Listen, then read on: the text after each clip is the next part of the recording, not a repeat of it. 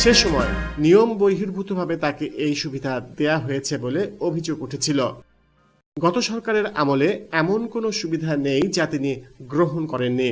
সরকারের গুরুত্বপূর্ণ ব্যক্তিদের সঙ্গে সখ্যতার প্রভাবে হাতিয়ে নিয়েছেন কোটি কোটি টাকা।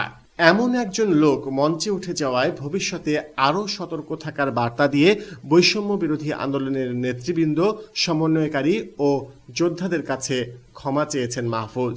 তবে জাহিন রোহানও তার আত্মপক্ষ সমর্থন করে একটি সংবাদ মাধ্যমকে জানিয়েছেন, ওই অনুষ্ঠানে তিনি সিজিআই ফেলো হিসেবে আমন্ত্রণ পেয়েছিলেন এবং ডক্টর ইউনূস যখন আন্দোলনের নেতৃবৃন্দকে ডাকলেন তখন পাশে বসে থাকা দুই বিদেশি ভদ্রলোকের কথায় তিনি মঞ্চে গিয়েছিলেন। ইটবালু ঠিকাদার কি ঢুকে যাবে এখানে, মানে ধরেন তাদের মানে ইনফরমেশন দিয়ে, পরিচয় দিয়ে? It's not like that. নিশ্চয়ই আমি কিছু করেছি যেটার কারণে আমাকে ডাকছে।